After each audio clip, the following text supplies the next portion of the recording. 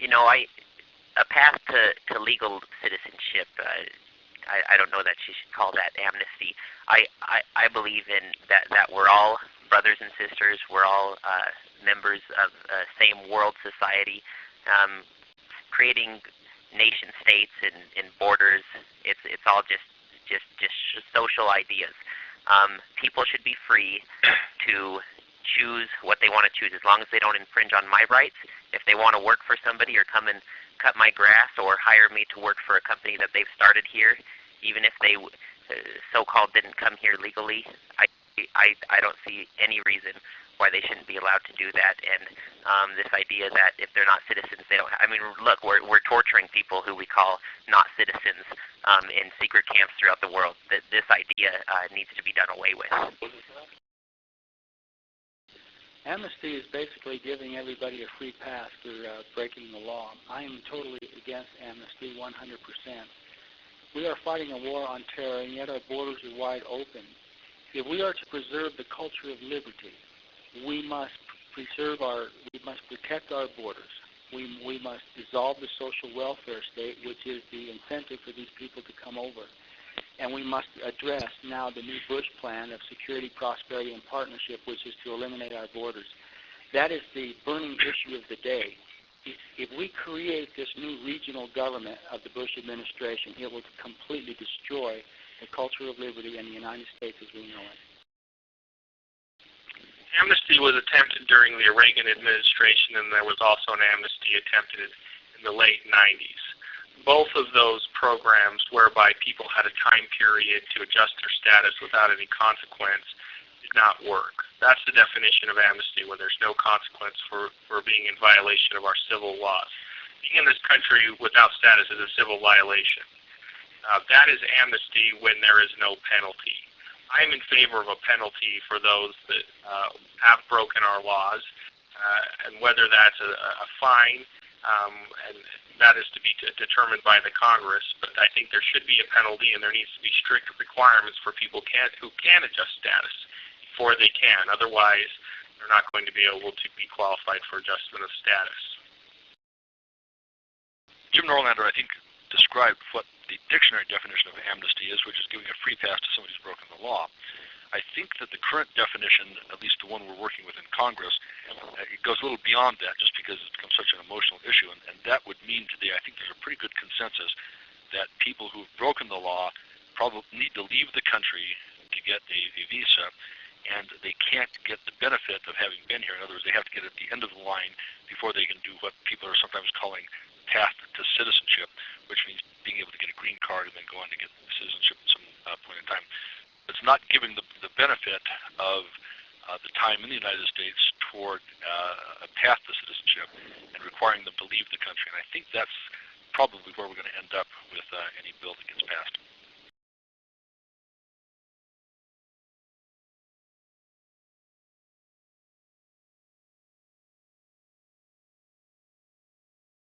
Yes, it is worth it. It is worth it. I keep repeating this.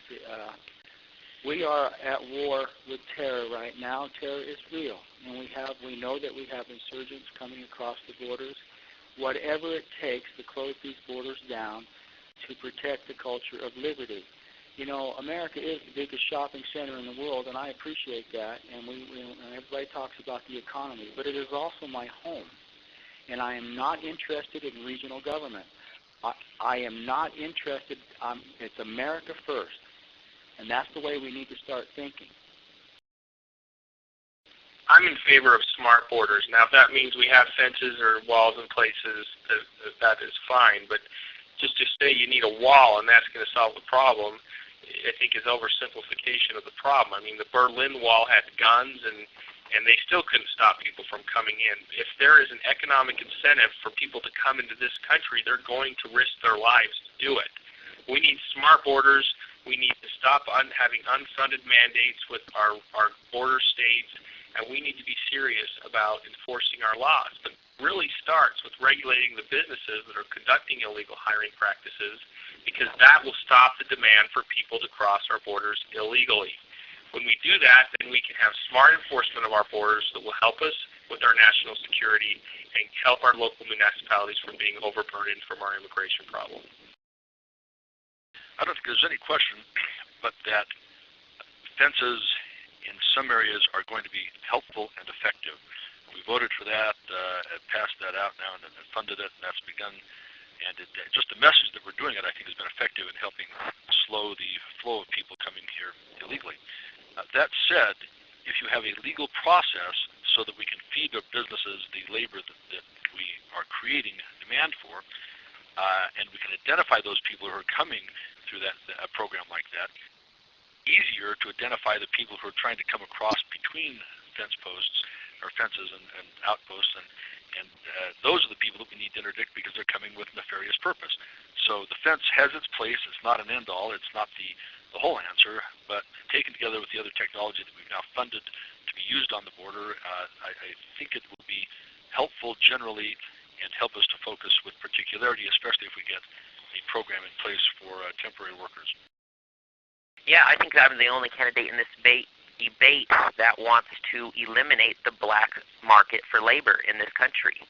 If we do as Europe has done, allow labor to chase capital and capital to chase labor, and we give ID cards to everybody. Look, in the terrorism issue, it's much easier to guard the ports and to guard airports than it is to put a huge fence along both borders. We've actually had more terrorists come to the country through Canada than from Latin America, so that doesn't seem to solve that problem. I'm the only candidate that wants to stop the black labor market in the United States by having allow everybody to compete freely in the same market.